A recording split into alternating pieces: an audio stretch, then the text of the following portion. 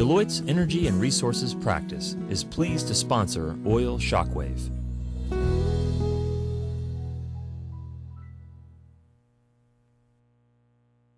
There's been major unrest in Nigeria, first in the north and now in the south. Foreign oil companies today announced that they will be leaving the Niger Delta immediately, closing over 600,000 barrels per day. We expect oil to climb to about $80 a barrel. We're going to have to accelerate our efforts to reduce the role of oil in our economy. I just got a report regarding an apparent terrorist attack on the port of Valdez. World demand for oil is not being met. And the price of crude is now $123 a barrel. Gas at the pump is $4.74.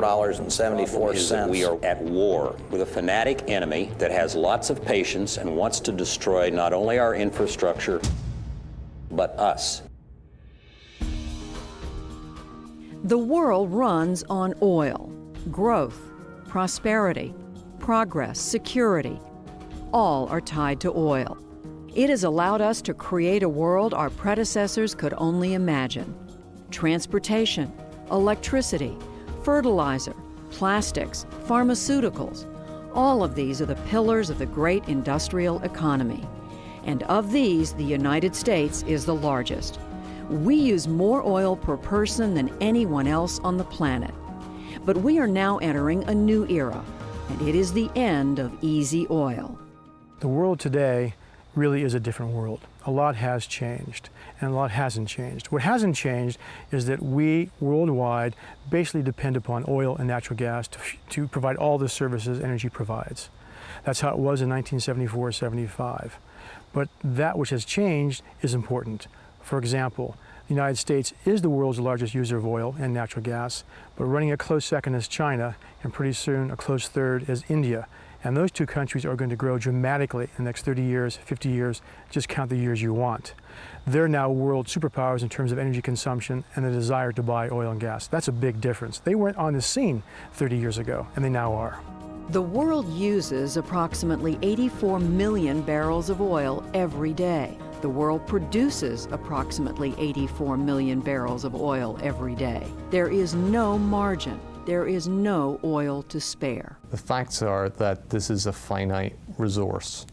This resource was formed pretty much over the last 150 million years, and we're going to exhaust it all in 300 years. It's the increase in demand that is far outpacing the increase in production, so that the spare capacity is having to be brought online, and the margin for error has decreased and will only get worse as the rising demand for both China and India continue to come on the market. The competition for oil internationally will become even more intense. And now you've got these great rising economies of China and India. They need oil. They have a hunger for oil to grow and expand the middle class in their countries. China right now, if you look at it, is very active around the world, building alliances with their economic power, their military power, their diplomatic power with oil-producing countries. Most of the oil the world will need to fuel future growth is in places like Iran, Nigeria, Venezuela, and Russia. The Saudi, Caspian, Siberian, Canadian corridor or axis. It's a very simple turn of phrase to represent the geography of the world's energy market today, but most importantly tomorrow. For the large U.S. companies and the smaller ones who are looking for ways to increase their oil and natural gas reserves, you have to look outside the United States. We do have more here, but we know where they are and they're limited. Those areas for growth on the resource base for oil and natural gas, you have to go overseas. And unfortunately, if you look at the map of the world, where do a lot of those resources lie? A lot of them lie in countries which we don't call democracies. You know, let's face it, the Middle East is a very unstable region. They have thus far proven able to protect their infrastructure and their resources from terrorist attacks, but they are dealing with their own issues in terms of instability and fundamentalist factions, and there are no guarantees that, you know, the sort of the policy of preserving surplus capacity because it's in the best interest of the Saudis to not have oil prices spike up to $100 a barrel or whatever is a good thing. We can't count on that indefinitely. The supply of the fuel that drives our modern way of life, oil, is at risk. This new reality threatens to stall our economy and compromise our security. The American way of life is dependent upon oil. And so any disruption, whether it's a natural disaster, a mechanical failure, people who wish us harm and are actually attacking the hinges of our economy, or simply political unrest, will raise the price of oil globally and harm our economy. When prices are high, when markets are tight, as we have today, that really changes the balance of power in the world. It changes how countries see themselves, what opportunities they have, and you see that there's not only an economic cost to high prices, but there's also a geopolitical cost. The biggest challenges for the United States today is that when you think about that corridor I described, the Saudi, Caspian, Siberian, Canadian corridor, along that corridor where these resources happen to lie that we want to use in the United States, a lot of the governments aren't what we would call, in our view, at least our government's view, democratic, and also they aren't of our own persuasion in terms of being which side of the table they happen to sit on. And that's a challenge. Can our companies operate there? The Chinese companies can operate there and acquire resources. Indian companies can as well. We're one terrorist attack or one political upheaval from seeing the price of oil spike, I'm afraid, to over $100 a barrel. With much of the Middle East in chaos and with the new potential for a disaster so evident, there was a desire to understand how we would react to an interruption in the supply of oil. For the longest time, people have talked about these risks to the United States. But the question is, do people actually understand how real are these risks to the United States? How real are the risks to the world? And what we really wanted to do is in a realistic way, force us to actually contend with some of these things that we project could happen. And so we decided to make a simulation and force a cabinet, a U.S. cabinet of some former cabinet members and also senior national security figures to actually deal with a crisis. And it was important for us that the crisis was as realistic as possible. And so, a war game, a crisis simulation was crafted. Oil Shockwave, carefully based on possible real-world events, to try to understand how we would or even could react if the oil we depend on, the oil we must have, is not there. A situation room is created and a cabinet is assembled. It will include 2 former directors of the CIA, a former U.S. senator, former cabinet members and advisors, the president of the Council on Foreign Relations, the former member of the Joint Chiefs of Staff. Their mission is to advise a nation and a president in the throes of an energy crisis as one event after another creates shockwaves in the world's oil markets. The working begins with news from a critical oil producer. There is trouble in Nigeria. Nigeria has a long history of ethnic and religious tensions. In November, after northern militants detonated several car bombs outside 2 government office buildings in the capital, Abuja, President Obasanjo ordered more troops to the north and started moving them out of the Niger Delta. It was an unstable region to begin with, but it has now become a hotbed for lethal criminal and political violence. As a result of this violence and instability, foreign oil companies today announced that they will be leaving the Niger Delta immediately, shutting in or closing over 600,000 barrels per day. An advisor from the Department of Energy explains what this will do to the price of oil. We expect oil to climb now to about $80 a barrel. Confronted with this crisis, the National Security Advisor wants to know if the Saudis can make up for the lost Nigerian oil. I just had a conversation with the member of the Saudi royal family. The good news is the Saudis say they have the capacity to increase their production to roughly 12 million barrels a day, and that they're prepared to do it, which, given the numbers we just heard, would more than offset essentially the shortfall. However, like everything in life, it wouldn't come free, and the conditions that the Saudis presented to us were 4. First, to essentially back off pressuring them on democratic reform and elections. Secondly, to stop discussing and stop investigating allegations that they're involved in money laundering and giving funds to al-Qaeda.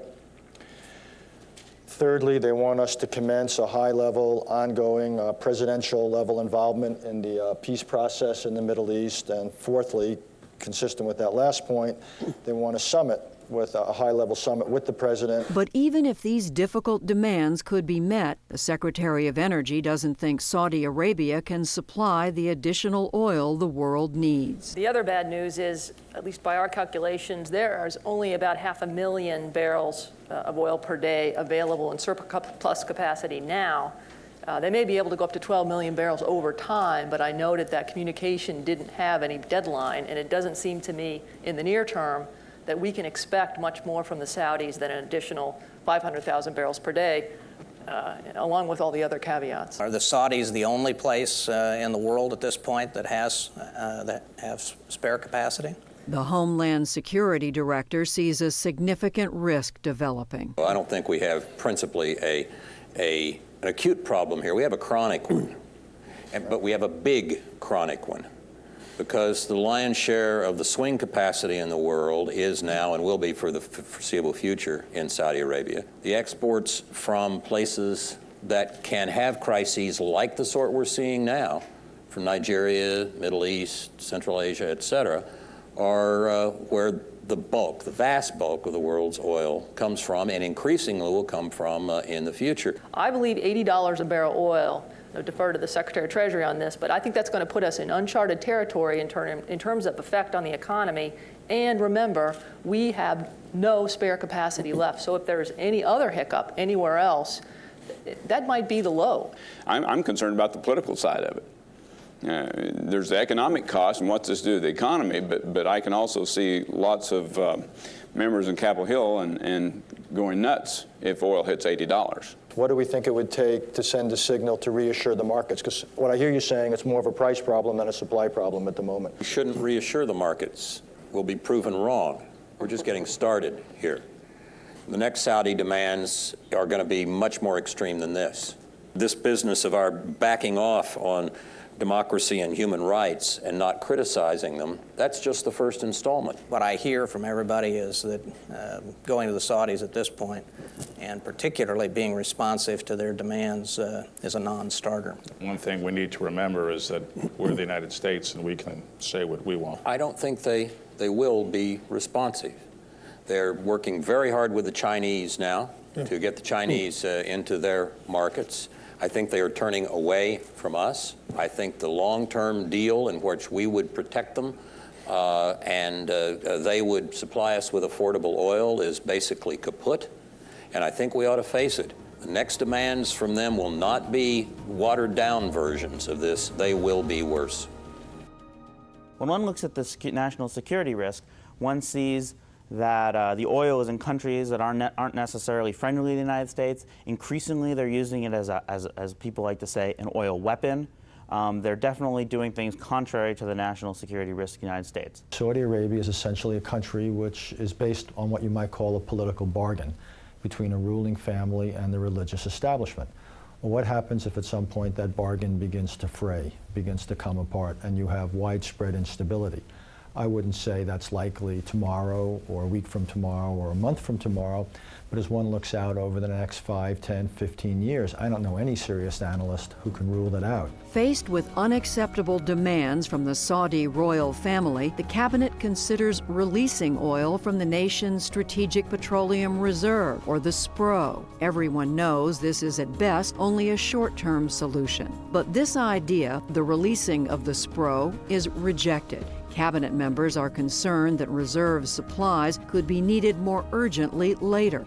It is time to take a look at military options. Should the Nigerian government come to us and ask us for our help in keeping the wells open or providing sufficient protection for the oil companies to reopen the wells using U.S. military? We can help them in intelligence collection means, we can help them in surveillance, we can help them, but in terms of putting U.S. ground forces on there, absolutely not. First of all, we can't do it. We don't have the forces to do it. The cabinet has no solutions. As the price of oil continues to climb, shockwaves roll through the U.S. economy. It's a vast network.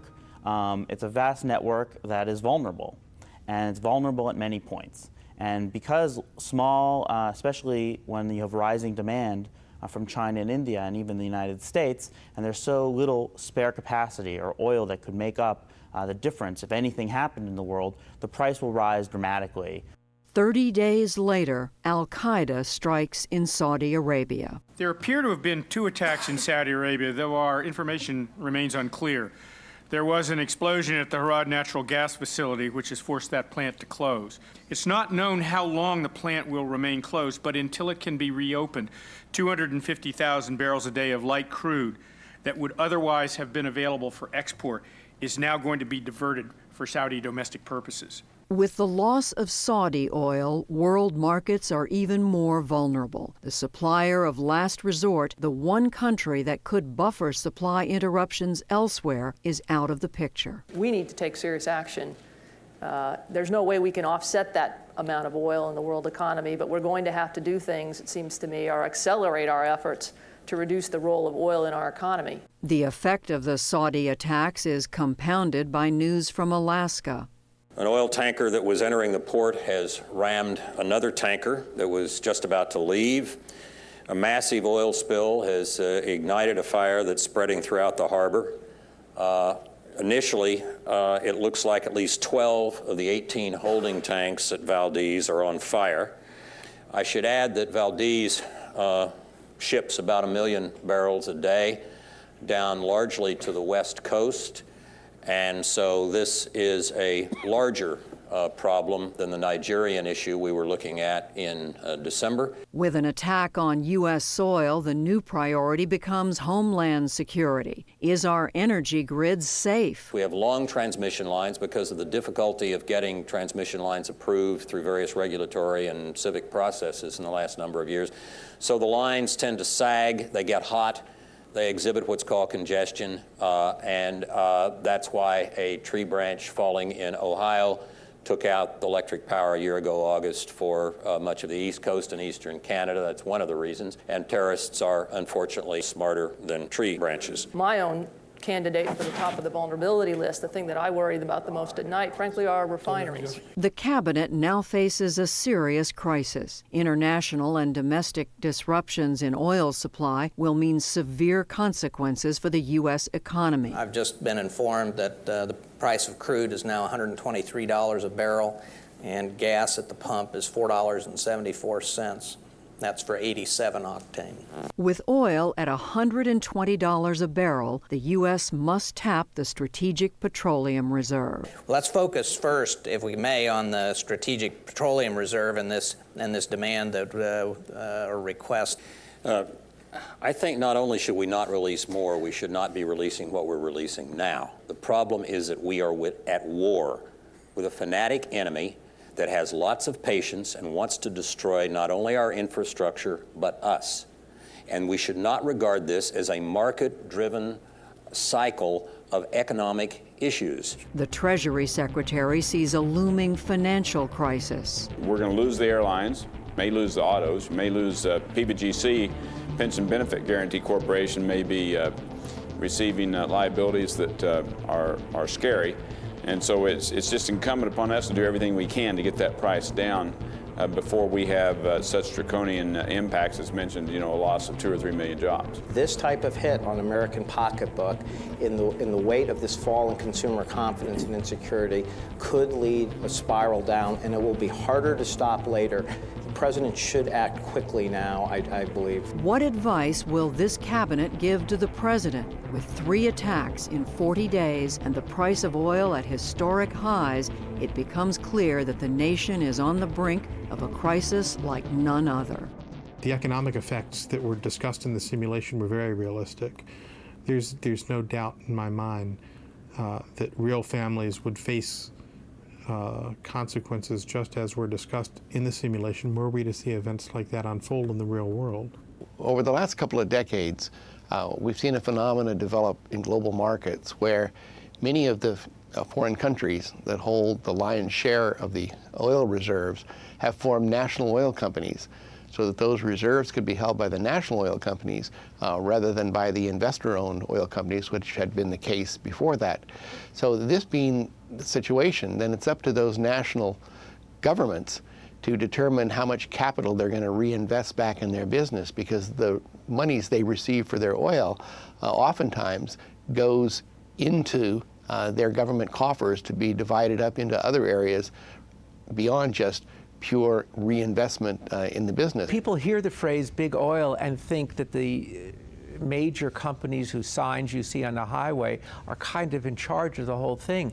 But if you take all the production around the world of all the American-based oil companies, it's less than 10% of total world production. The government response to this over the last 30 years has been pitiful, in part because it's polarized between two political parties, and it's polarized between environmentalists and anti-environmentalists. So we just haven't been able to get a consensus because it gets so political so quickly. How do we prevent a panic at this point, where everyone is going out and filling his or her gas tank, buying all of the 5 and 10 gallon containers they can at the hardware and filling those up too, and then stuffing them all in their garage? Retired Marine Corps Commandant P.X. Kelly sees the crisis as more extreme and does not think voluntary guidelines will solve the problem. We are at war, and there's no way you're going to get around it, and voluntary is not going to work. The average American just doesn't volunteer for these kinds of things. I think from my perspective, one of the places where we could get tremendous results, not tomorrow, but perhaps as soon as 5 years, is to look at the fuel efficiency of our automobiles. They are so inefficient, and in fact have gotten less efficient over the last 10 years. I just take a little issue with my very good friend, Secretary of Interior. Detroit is already on its back. And they know that they can't sell SUVs at the same rate they were at $5 gasoline. So they're going to be making changes. They're going to be going to hybrids. They're going to be making those changes because people are going to demand it. By these attacks, they've given us an opportunity to grab things, get going, give the president the authority through legislation to make the changes that need to be made. And if we don't take that route, we're going to be very, very sorry in the future. Oil stands at $123 a barrel. The economy heads toward recession. The magnitude of the problem begins to sink in. Major industries, frankly, not only wouldn't be stable, but they're just walking on fragile bankruptcy all the time.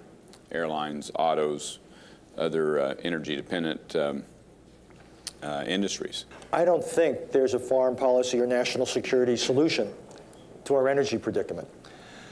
It distorts our foreign policy, it distorts our national security, and if we don't succeed in coming up with a better energy policy, we will continue to be twisted around this reality that, as you said before, relatively small developments over there have enormous developments here economically. Former director of the CIA, James Woolsey, urges steps that can be taken immediately. It's important that as we move toward both alternative fuels and vehicle efficiency, we keep some principles in mind. First of all, we should stop talking long-term. Long-term should be as short-term as is humanly possible. Hybrids, high-grade diesels, cellulosic ethanol, and biodiesel from not just soy, but from animal waste are already on the market.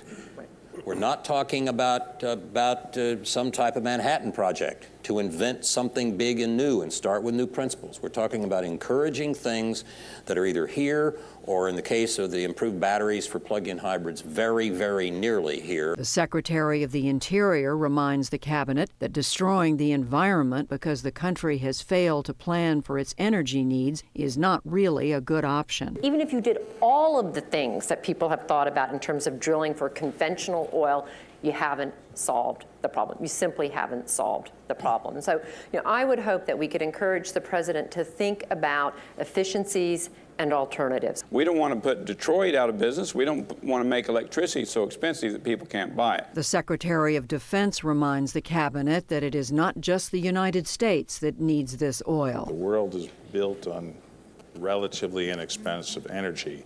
And if we can't generate that supply, we're not going to do it. There's nothing wrong with reducing demand on a sort of per capita basis, but the amount of people who are going to want fuel to support an increasing lifestyle is about to double, or maybe it has doubled.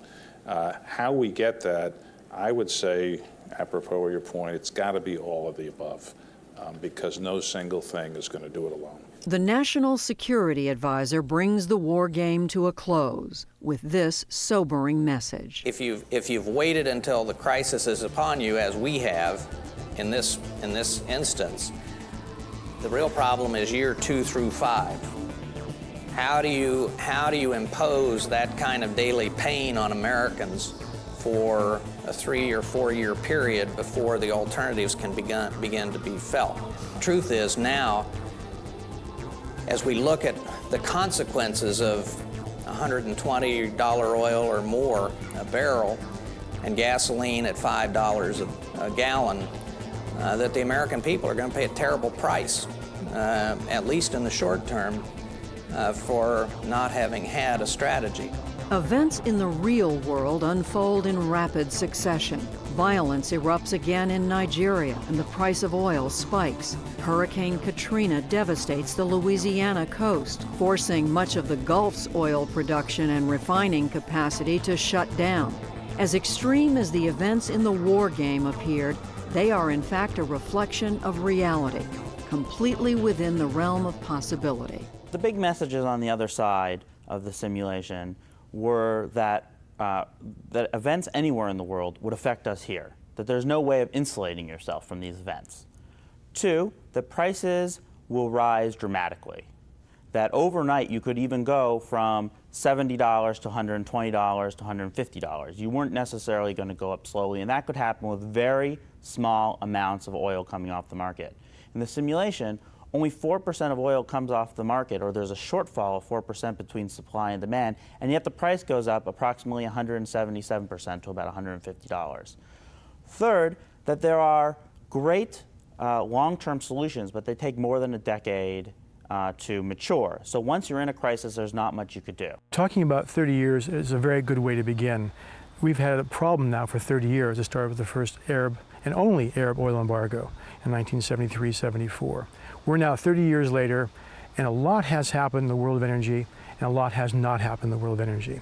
And also, the thinking about energy has changed from being a political issue just with the Arabs, which it was then, to something bigger, something broader, something more important and all-encompassing. The real concern, or the thing that no one wants to talk about, but that we did in the simulation, is a fundamental shift in the politics of the Middle East and Saudi Arabia, which really is the place where so much oil comes from, that puts some of that oil out of the reach of the market, or that affects the long-term ability of the Saudi oil to reach market. The Saudis have maintained essentially 2 million barrels a day of spare capacity, and they implicitly or explicitly sort of had a policy to say we will expand our production capacity enough so that at any given time we will be able to produce 2 million more barrels a day than we think will actually be needed.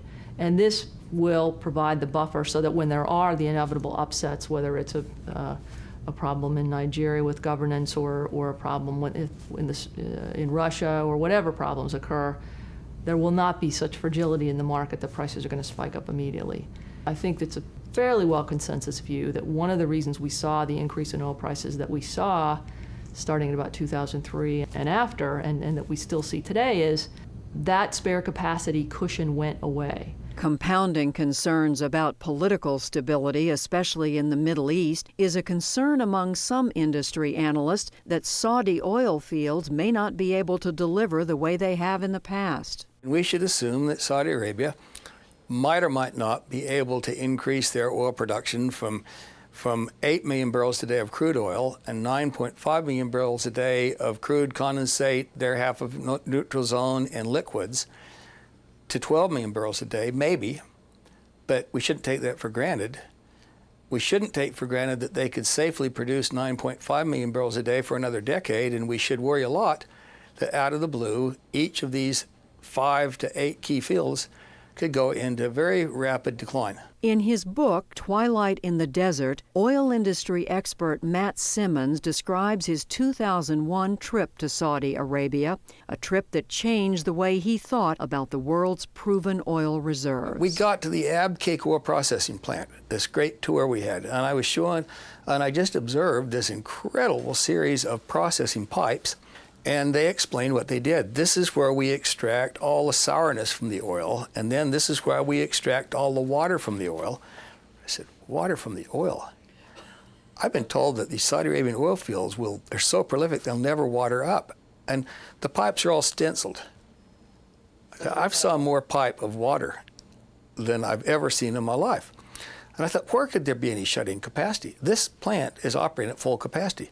The average barrel of liquid extracted in Saudi Arabia today has about 37% water and 63% oil. And once you go to 40%, you rapidly go to 60%. And I leaned over to Herbert Hunt, who was the organizer of this, one of the great wildcatters. And I said, Herbert, this is like a coach of a great athletic team saying, we still have world-class athletes. They're just getting old, they're losing their eyesight, and have hardening of the arteries. What we need to worry about is that we're basically now at a level where it's been so many years since non-OPEC oil outside the former Soviet Union has had any growth that we should assume it's not going to grow. We should assume that the former Soviet Union spurt was an aberration because it was all picking the pocket of oil left behind. If Saudi oil is in question, where will we get the oil we need? What other countries? What state-owned oil companies have meaningful quantities? What is the political situation in those places? We're not just talking about us driving our cars or heating our houses, in New England or in California or air conditioned, wherever it may well be. We're talking about where the bulk of the world lives in poverty, doesn't have access to those services, who over 30 and 60 years will want to have access to those services. And it's going to take a long time to get us there. Can we actually plan for this? Or we let markets do it is the challenge. Are we able internationally to plan for it? Or are we able to plan for it nationally at a state level? This is challenging us to think about the future in a very, very different way. I think we almost have a perfect storm of problems right now. We have high oil prices that are causing great consumer unhappiness. There is unbelievable misfortune in the Middle East, and I think a real appreciation that 2/3 of the world's oil is under Iran, Iraq, and Saudi Arabia. 2/3 of the world's oil. And I think it's hard for anybody to imagine that these are going to become stable partners with the United States of America. Look at Iraq and think about a country that has a potential to produce 2+ million barrels of oil a day, and consider the fact that the insurgency at any point in time can disrupt that production by simply blowing up the pipeline, and do so regularly. For nearly 3 decades, the stable flow of oil from unstable regions has been ensured to a large degree by the United States military. The 1973 oil embargo caused President Carter at a time later to declare energy a vital interest to the United States. It becomes a national security issue if you have a major disruption. For example, in the Persian Gulf, if the Straits of Hormuz are closed, 35% of the world's oil capacity per day is shut off. And you can imagine what would happen if 35% of the world's oil supply were shut off at any one given time. It would just be disastrous to the world economy and the United States specifically. It borders Iran. On the other side of it is Oman. Iran has threatened in the past to close the Straits of Hormuz with, like I said, in the 1980s, with silkworm missiles, which are not very discriminating, but the fact of the matter is they're dangerous enough and do have the capacity to take out a ship. And Iran has claimed again, implied, that if the United States or the international community puts serious sanctions on Iran, that they would consider interrupting the flow of oil again. Now, part of that could be through the Straits of Hormuz. The question is, could they do that? Now, there are certain things that could be done that would be very problematic to keep the Straits of Hormuz open. The United States is not alone in its quest for adequate oil. China and India together represent the 2 largest future oil and natural gas markets going out the next 30 years and beyond. What does that mean? First and foremost, these 2 countries and their oil companies, which are basically national oil companies and national natural gas companies, have what I call market and might. What do I mean by that? Market. They represent the 2 largest markets for the oil and gas. Might, that means they have the financial resources to go around the world and buy the oil and natural gas, almost for whatever price you ask. If you look at almost every major deal done in the past several years, China and India have outbid and outpaid other companies for those assets. Between now and, let's say, 2030, the global demand for energy is probably going to increase by 50+%, and that's a huge, huge number. Number one, in terms of where the financing going to come to put that together, where's going to be the technology, and how will we ensure that it gets distributed around so that everyone gets a fair chance at both utilizing that energy and being able to enjoy the benefits it provides. There's a lot of angst in this country about China buying oil properties or working with countries like Sudan and other countries that are considered by the United States to be bad guys. Their goal is to lock up as much oil as they can, either through equity deals where they invest, or their companies invest in oil in various parts of the world, or through bilateral supply arrangements. The Russians are somewhat different. They have the second largest amount of reserves in the world.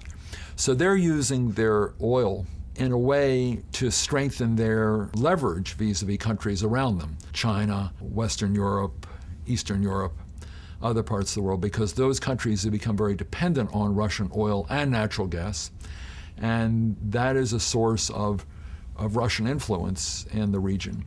And that makes us uncomfortable too. We do face a threat today, early in the 21st century, of a new Cold War that's based around energy. This gets me back to my earlier comments and my comment about energy of geopolitics, how central energy is to almost everything that sits out there internationally. Russia is an energy superpower in the threat of a Cold War. This is not military confrontation. Will they use their energy resources to influence political direction and change, etc.? Or will they use their energy resources for what they should be used for, which is to acquire markets, get income for their country's economic growth? But it is a tool of international diplomacy and political power that we have to realize it happens to be there. To address that issue, one can't go and say to Russia, you have to do this, you have to do that, whatever this or that happens to be.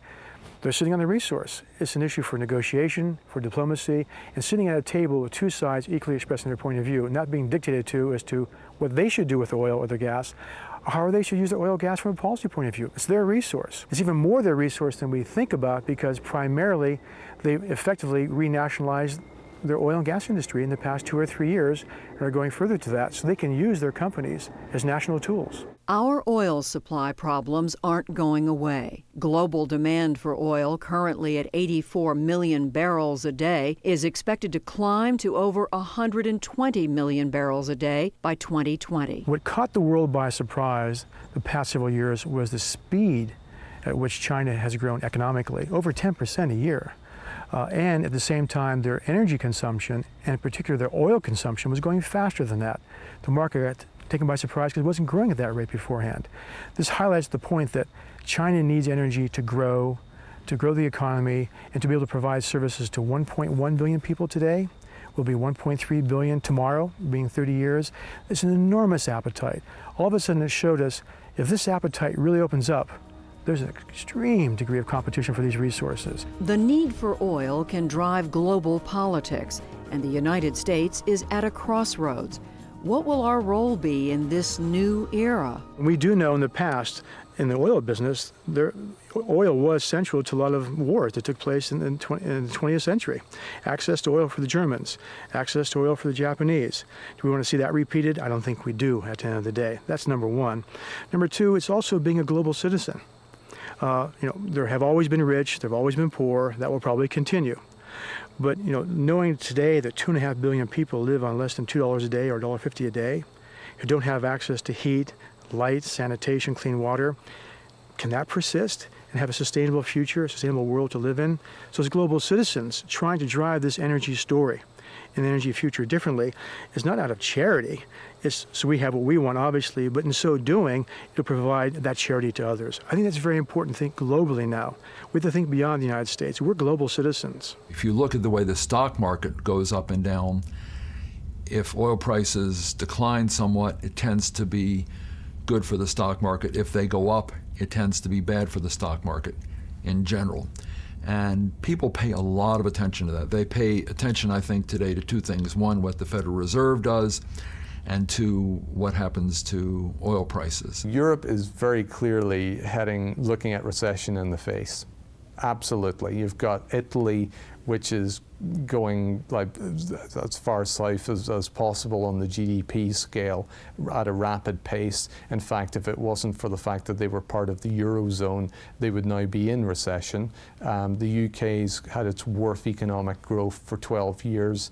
Germany languishes in a virtual recession economy as it has done for the last 5 or 6 years, and France is headed that way as well. The U.S. is the world's largest consumer of petroleum. We account for fully 25% of global oil demand, yet we control only 3% of the world's proven oil reserves. We simply don't have enough oil to swing oil markets. But we can make a big dent in global demand. There is no way around it. If we don't take control of our oil consumption, our vulnerability will only grow. Right now, 97% of the U.S. transportation system is almost entirely dependent on oil, with no substitutes. As long as this is true, rising oil prices will continue to threaten our prosperity and way of life, creating pain at the pump and adding to the cost of goods and services throughout the economy. A high oil price,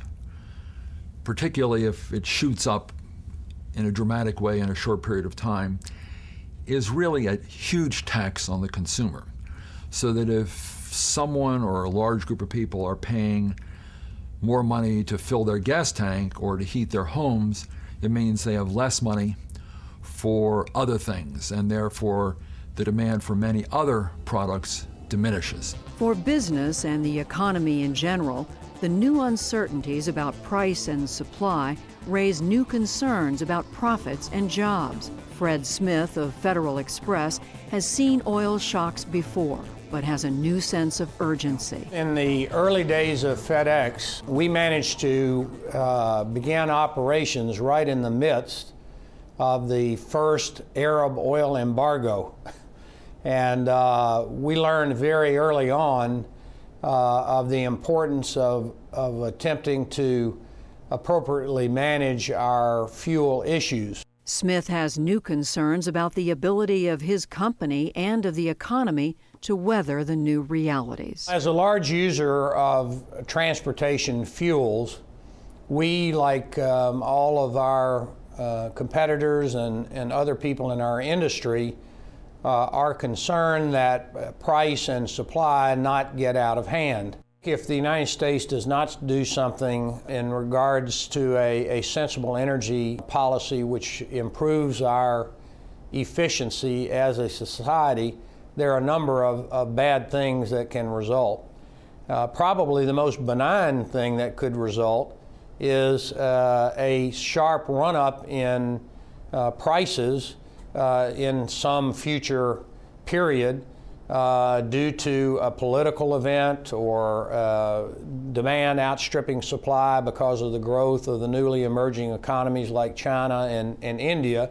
Although I'm very optimistic about new technologies and the ingenuity of the human race to come up with good solutions, I do think the potential in the near to intermediate term for a major run-up in prices and an economic consequence of substantial proportions is very high.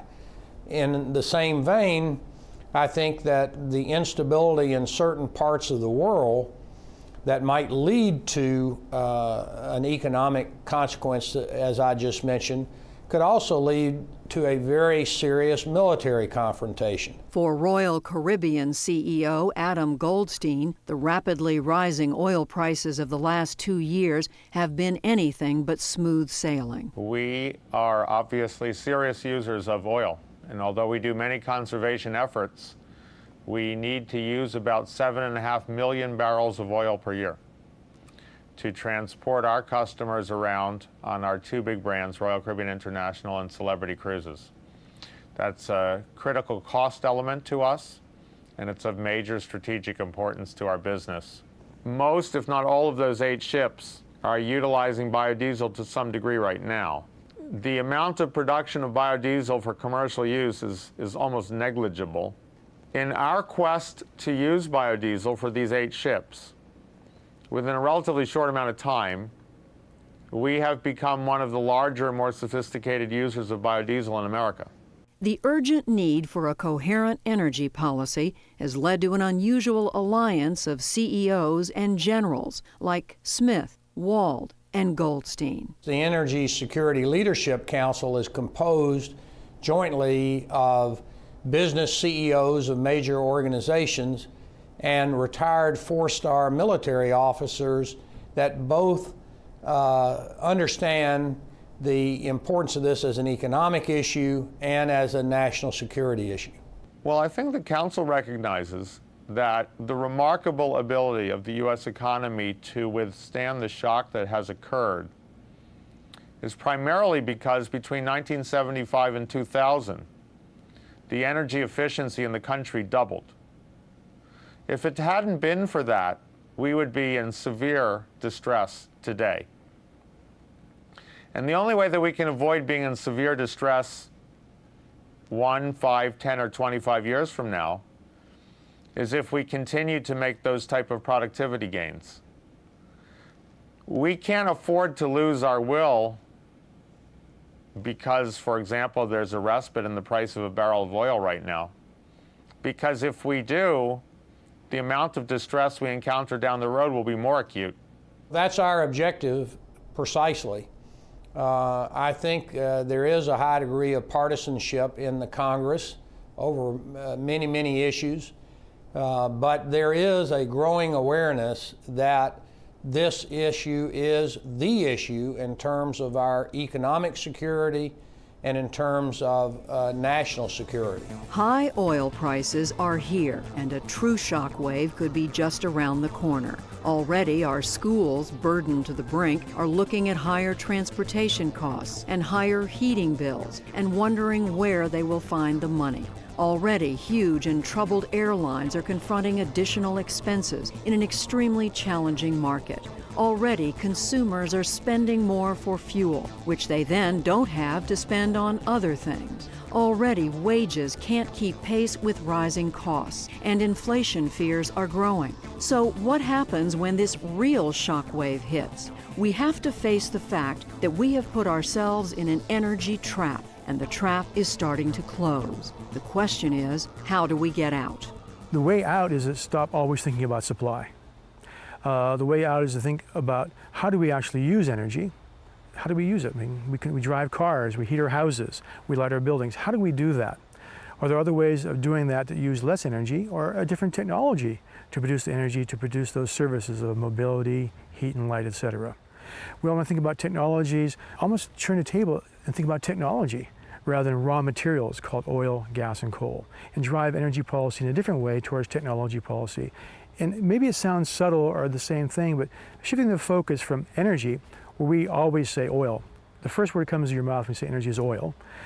Make it technology. And then you won't say oil the first time out. You'll say other things and let technology drive it. New technologies will apply to oil, without question. How to extract the oil that remains in the United States at a higher efficiency and more environmentally satisfactorily, more climate change oriented, to take that into consideration. But technology does that. Move from energy to technology, and it's how we drive the picture differently. That means you look at both sides of the equation, demand and supply. One of the most important things to remember is that we are not going to solve this problem overnight. It is going to take some real time, and we're going to have to maintain resolve, not simply while prices are high like they are today, but when prices fall, as they inevitably will at some point. Just like someone can't, get sick and wonder, where can I buy medical insurance? Sitting here in the middle of a price spike and trying to figure out how to address our energy policy is not going to work. If we don't plan for the future and if we don't maintain our willingness and our resolve, we'll find ourselves at some point in the future sitting as unprepared to address a future problem as we were to address this one. Today's energy challenge is basically education. To help all of us understand that the price will go up, the price will go down. We'll have natural disasters, and in the years we won't have them. But the issue doesn't go away. The challenges we face that energy helps to solve does not go away because the price happens to come down. So education will help us avoid complacency And complacency is the single biggest danger we face in thinking about the future for the global economy and the global energy economy. Lower prices say the problem's gone away.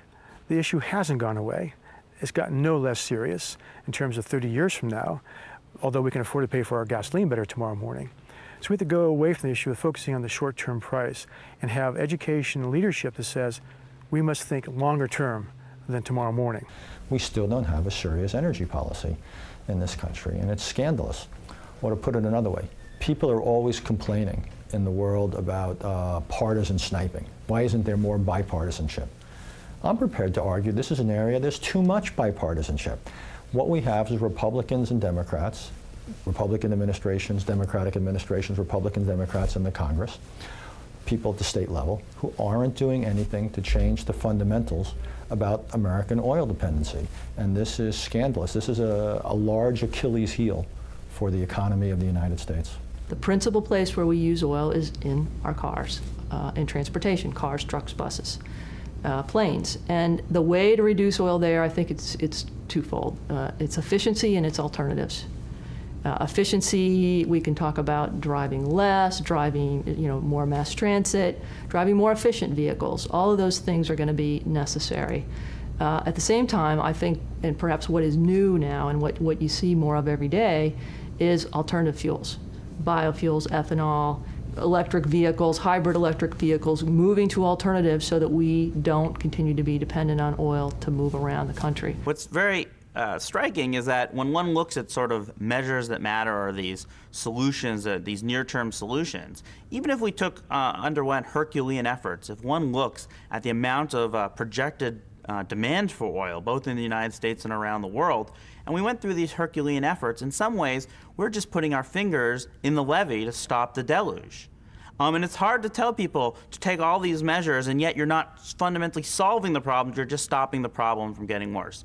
But the question for the American people, the question for business leaders, the question for our political leaders is, what if we do nothing? How much worse will the situation be? Jason Grumet, who has been working for some kind of sane, long-term energy policy for more than a decade, has had time to think about what might actually work. So here's my 5-point plan for making some real progress over the next decade.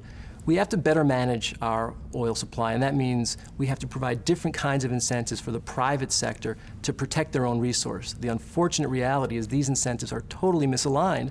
When there are harms that disrupt oil supply, the industry tends to make more money. So we need to address that. We secondly need in the Foreign Relations Committee to address the fact that we need to have the countries that are increasing oil demand become part of the Strategic Petroleum Reserve. This is particularly India and China. On the demand side, 3 components.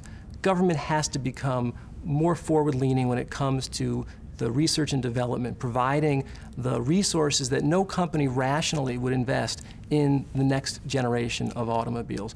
Most importantly, we need to reform and increase fuel economy. It's been stagnant for 20 years, and that is, you can't have a meaningful national energy policy if we don't have a significant strengthening and reform of fuel economy. And then finally, there's tremendous opportunity with alternative fuels. When you look at the myriad of options, there's one fuel that really stands out, that has ample domestic feedstock, that is low in carbon, that has the ability to compete on price over the next 20 years, and that uses the existing infrastructure. And that is cellulosic ethanol. But we are not as a nation in any way devoting the kind of resources to moving from the demonstration phase to tens of billions of gallons. All these things take a long time to penetrate in the numbers and size we want them to penetrate. 30 years it will take for a lot of these things to happen. People forget, for example, that the internet age we think happened in 10 years. It actually started in the mid-1970s, full blown, and we're 30 years later when it's really beginning to penetrate. That's why we have to think about this, and that's actually very fast for a lot of the things we're talking about, because the capital is stock. What do I mean by that? Cars, houses, buildings, they take a long time to replace, a lot longer than computers. So the penetration will be a little bit slower for them. So 30 years means we have to act, and 30 years goes very, very fast. For every day we don't act now, we lose 2 days, basically. And the opportunity we miss is tremendous. But we as Americans, we can afford to keep doing what we're doing for 30 years, and we'll be okay. But after 30 years, it'll be a lot different. We have missed out on a lot of opportunities, being the leaders we could be, both morally, politically, and economically, and technology-wise. And the 30 years after that will be a real challenge. And that's the point. We have to start now, because this will take 2 generations, which is 60 years, 30 years a generation. And our generation's okay, in a sense. But after that, that next 30 years will have a real challenge on their hand if we don't start moving now. You know, applying the grandparent principle. What do you want, you know, those grandchildren to remember you by? What have you done to make a difference to them 30 years from now when they're going to be here? And for a lot of us, 30 years is pressing the ends of the time frame. But, you know, one has to think of that generation and think about how will they look at your legacy? Whatever we do, everyone agrees we must get started now. The era of cheap and plentiful oil is drawing to a close. Production cannot keep pace with consumption. The shocks are beginning to ripple with no end in sight. Many believe that it is critical to make this a national priority. I think very much that the race to space is the best analogy. It drove more and more American students into the sciences, into engineering, and eventually into the new technologies and the new skill sets that were needed for the next generation of ideas going forward. And it was very simply done, but it was done energetically with a national cause to it, with a national spirit to it, creating the National Science Foundation scholarships and programs. It became a major value of importance for national integrity to drive towards that, to be the first to space. It was an issue of pride. This issue of energy and technology would be exactly the same thing, because it starts domestic, it could become international without question. The resources that produced and technology produced become export items, but it has a national pride to it and a national reason for it. It's not to be isolationist, it's to go to a new generation of ideas and technologies that's going to take 2 generations to get in place. We in the United States have always been leaders. We as the United States, the country, citizens, we always like to think we shape our own future. But complacency is large in the mindset often of many people. And if we aren't careful, we are not going to shape that future. Somebody else will shape it for us.